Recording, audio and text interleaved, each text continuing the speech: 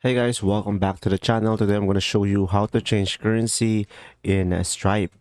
So first thing that you will do is simply go to stripe.com, and from here guys, just simply go to dashboard, and guys, make sure you are signed in into your account.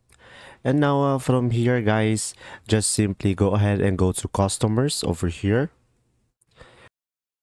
So guys, from here just click on add customer. So guys, from here, just simply provide the account information like the name, the account email, and the description of the customer as well down below. And once you are done, just click on add customer. And after that, just simply click on the customer that you created. And from here, just click on the three dots over here and go to edit information. And after that, if we click on billing information over here, and from here, I recommend that you fill up the billing details as well and the shipping details. And down below, you should be able to choose a currency over here, as you can see. So just simply click on this. And from here, you should be able to see multiple currency that are available by Stripe. And after that, just simply click on it.